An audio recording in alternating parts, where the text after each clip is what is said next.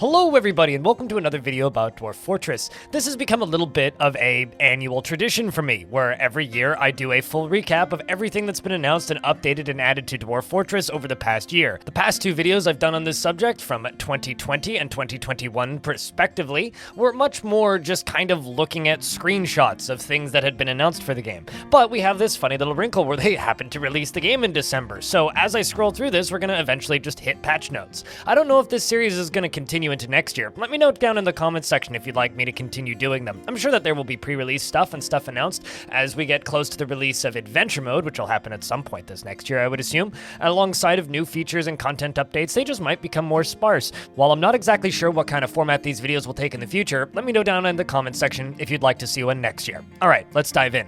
The very first post for January 2022 was about Legends Mode. They showed us the very first images of hyperlinks, and this was something that got us very excited because up until this point, the only thing you could do was write things down and pray that you remembered how to spell it correctly. Otherwise, good luck actually finding a thing the second time unless you were really good at retracing your steps. It was kind of a messy setup that nobody really liked, and honestly, it's for the best that it's been updated to hell and back. This next post was kind of a little bit sad because it's one of the last posts we have of scamps, but we have this image here of World Generation. Specifically what they're talking about is like jumping directly into Legends Mode from World Generation and showing off the Chronicle. This was a lot of the first time we'd seen a lot of this stuff in pretty much its final format, as well as we have this lovely image of scamps and this lovely image of JoJo. They're adorable.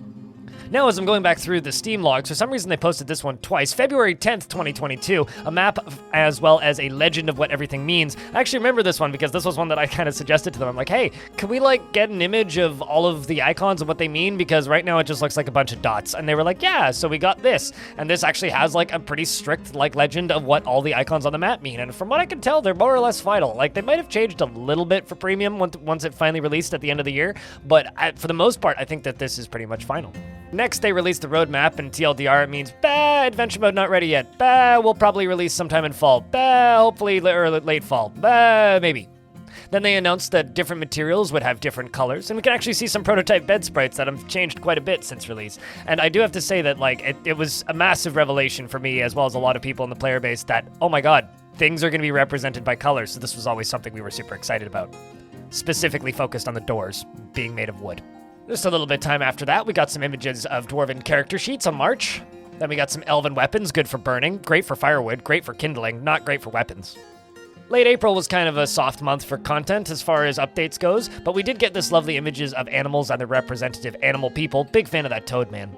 After that in May, we got the kind of more regularly scheduled updates, which included making statues, as well as the statue customization UI, which in my opinion is one of the clunkier ones in the final game, but it gets the job done. The one after this was kind of an interesting one. It was a series of screenshots of a thief trying to steal an item, including the thief themselves, as well as even Zack getting tripped up by holes cut in the ground from trees above because the thief was able to make a swift escape, even though he thought that he'd caught it and was able to get the artifact back. Well, there goes that golden crossbow. Early June, we got our first images of what the tutorial was going to look like. Turns out the tutorial is very bare bones in Dwarf Fortress, but I think for the majority of people, it's enough to kind of get your grips, to kind of come to grips with things and get things going. I know that there have been some pretty hefty complaints about tutorials, and I've seen people talking about how they wish the tutorial was better, but fortunately, it's helped my YouTube channel a whole lot. Also, you can really tell that these are work in progress screenshots. Just look at the order of the buttons at the bottom of the screen.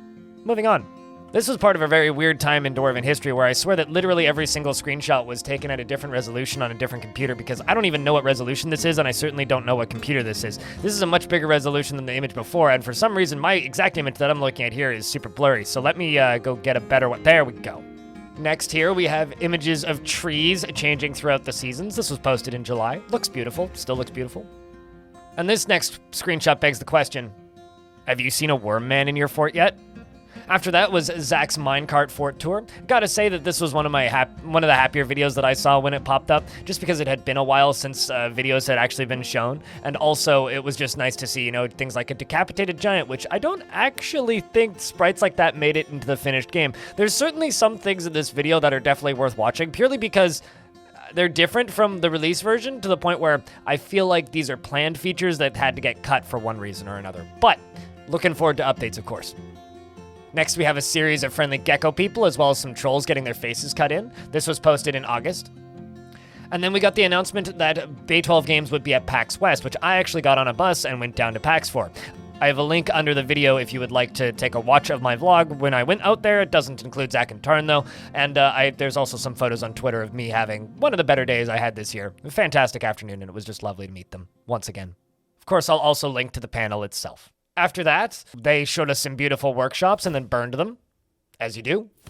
And we got to see a much more in-depth look at the tutorial, which most of us have already seen at this point. And then after that, with like almost no notice, they released the announcement date. They announced the release date. I can speak. They announced the release date for Dwarf Fortress, and everybody scrambled to get ready to prepare for the release of possibly one of the most important video games to come out in forever. They announced some official streams, which I was a part of. They announced official merch, which isn't out yet, and released the soundtrack a few days before launch, and since then, it's been all gravy, pretty much. The game released to more or less overwhelmingly positive reviews with some issues with crashing. Bay 12 Games produced a good number of patches quickly after release, and then things got really interesting. They announced an update where you can remove the graphics again, and also hired Putnam as a new programmer, which means now there's exactly 100% more programming power in Bay 12 Games. And also, Kit Fox Games hired Salford Sal as kind of a junior community manager, and also an official streamer. None of that really has seen anything yet, so I'm curious to see what that looks like in the new year. Looking back at 2022, it was a good year for Dwarf Fort. It was a exciting time for me as a person creating things on the internet, because a lot of new people and faces have ended up on my YouTube channel and Twitch channels, which has made me extremely grateful, as well as it's just been fantastic to see the game run away and be successful.